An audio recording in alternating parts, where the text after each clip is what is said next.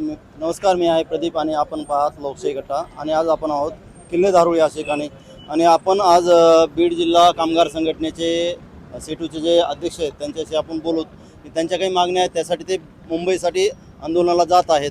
तर काय आहेत आपल्या मागण्या, काय आहेत? आमच्या ह्या ज्या मागण्या आहेत या मागण्यामध्ये आमच्या ह्या महिला ज्या आहेत, विधवा आहेत, परित्यक्त्या आहेत, घटस्फोटित आहेत, दलित आहेत, गरीब घरच्या गरजू महिला आहेत. ह्या महिला ह्यांना फक्त शासनानं आतापर्यंत फट्टा चालवलेली.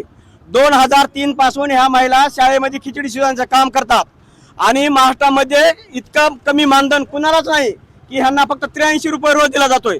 83 रुपये रोज म्हणजे 2,500 रुपये महिना ह्या दिला जातोय. आणि मग मला ह्या शासनाला सांगायचं, जी तुमच्या घरी धुणे भांडी करणारी जी महिला आहे त्या महिलांचा तरी रोज ह्या महिलांना दिलं पाहिजे. कारण ह्या महिलांचा जी वेळ आहे सकाळी 9 ते दुपारी 3 वाजेपर्यंत शाळेमध्ये जातोय आणि म्हणून शासनानं आतापर्यंत ह्यांना 2,500 रुपये देत आहे. 5 जुलैला जो एक GR काढलेला की 1,000 रुपयाची वाढ झालेली, त्याचा फरक बिल आणखी त्यांनी दिलेला नाही. त्यांच्या मानधनाने त्यांची वाढ केली नाही, त्याची अंमलबजावणी केली नाही. त्याच्यासाठी आज आम्ही मुंबईला निघत आहोत. आंदोलन आहे, हे आंदोलन 3 दिवसाचं आहे. 1 जून, 2 जून, 3 जून कंटिन्यू ते आंदोलन सुरू राहणार आहे. उद्याच्याला जे योजना कर्मचारी आहेत, पूर्ण महाराष्ट्रातून योजना कर्मचारी त्या ठिकाणी येणार आहेत. नक्कीच त्या ठिकाणी 15 ते 20,000 महिला यांच्यासारख्या त्या ठिकाणी येणार आहेत आणि हे आंदोलन कंटिन्यू सुरू राहणार. जोपर्यंत यांच्या मागण्या मान्य होत नाही तोपर्यंत 3 तारखेपर्यंत हे आंदोलन सुरू राहणार आहे. कोणाच्या नेतृत्वाखाली आहे सर्व हे आंदोलन जे आहे की आमचे महाराष्ट्राचे राज्याचे CITUचे राष्ट्रीय उपाध्यक्ष, राज्याचे अध्यक्ष डॉक्टर DL कराड, महासचिव महासचिव ॲडव्होकेट MA शेख यांच्या नेतृत्वाखाली होत आहे. आणि शालेय पोषण कामगार संघटना फेडरेशनचे जे आमचे महाराष्ट्राचे राज्य अध्यक्ष आहेत AV पाटील, मी डॉक्टर अशोक थोरात राज्य सरचिटणीस आणि कॉम्रेड मीराताई शिंदे हे या शालेय पोषण आहाराचे प्रमुख आहेत. ठीक आहे, 3 दिवसासाठी हे आंदोलन आहे. तर आपल्या धारूळ शहरातून किती महिला पुरुष जात आहेत? आपल्या धारूळ शहरातून कमीत कमी 80 ते 90 बरेच लोक ज्यांचे काही म्हणजे तिकीट कमी एसटीला मोफत आहेत, काही लोक एसटीने पण जाणार आहेत आणि ह्या गाडीमध्ये 50-60 लोक चाललेले आहेत. आणि बीड जिल्ह्यातून हजारो लोक चाललेले आहेत ह्या आंदोलनासाठी. बीड जिल्ह्यातून मॅडम आपलं काय पद आहे? मी कॉम्रेड मीरा शिंदे, मी महाराष्ट्राचे कोषाध्यक्ष बोलते. आता या आंदोलनाला तुम्ही बीड जिल्ह्यातून, तर आपल्या मागण्या काय आहेत? आमची पहिली मागणी तर आहे की 5 सप्टेंबर 2024 ला 1,000 रुपयाची त्यांनी मान्यता केलेली आहे, 1,000 रुपये देऊ म्हणून. तर ती काय आणखीन काय भेटलेली नाही आणि त्याच्यासाठी आम्ही 4 ते 5 मोर्चे काढलेले आहेत. पण 1,000 रुपयासाठी आम्हाला 4-4, 5-5 वेळेस मोर्चे काढावे लागतात, तरी पण ह्या शासनाला जाग येत नाही. आम्ही मुंबईला जात आहोत. अजून महाराष्ट्रातून दुसरी कोण महिला येणार आहेत?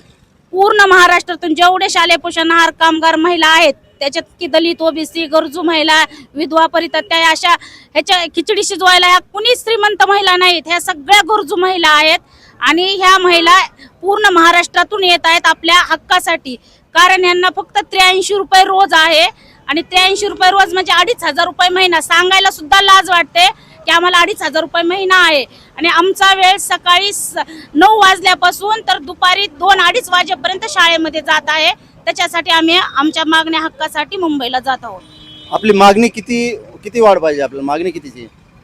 आमची मागणी एकच आहे की तासाला कमीत कमी 100 रुपये द्यावे. आमचे 6 तास तिथं कामामध्ये जातात, 6 ते 7 तास कामात जातात.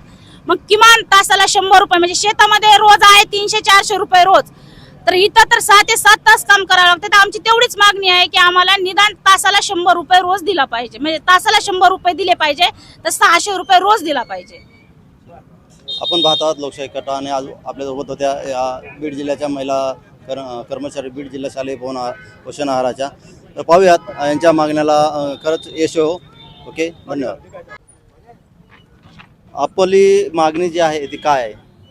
आपल्या आता आम्ही झालं ते 23 वर्ष झालं आम्ही 85 रुपये रोजावर काम करतो. आता आम्ही प्रत्येक वेळा मोर्चा काढतो, जातो, येतो. त्यांना त्या मेंढ्याचं कातडं लावून बसलेलं ही सरकार जागं होत नाही. मग आम्ही प्रत्येक वेळा कवर जायचं, त्याच्यासाठी आम्हाला आता यावेळेस जायचं. आणि मग त्यांचं काय आहे ते आम्हाला मानधन नको, आम्हाला ही पाहिजे, वेतन पाहिजे म्हणून आम्हाला तिथं जायचं. 23 वर्षापासून तुम्ही? हो, 23 वर्षापासून करतो. ज्या वेळेस तिथं करते कुणी नव्हते, 50 पैशानं करीत होते, त्यावेळेस आम्हाला बळ लावलं आणि आम्हाला ह्याचा काहीच त्यांनी फायदा केलेला नाही. म्हणून आम्हाला पेन्शन तर नाहीच, पण ह्याच्यात सुद्धा वाढ हे सरकार करीत. तुम्ही कुठल्या शाळेवर कुठं आहात? जिल्हा परिषद कुठली? कुठली? हिंगणी हिंगणी जिल्हा परिषद हिंगली हो बरं ठीक आहे. तुम्ही बोलता अरे आमच्या मागण्या मान्य करा.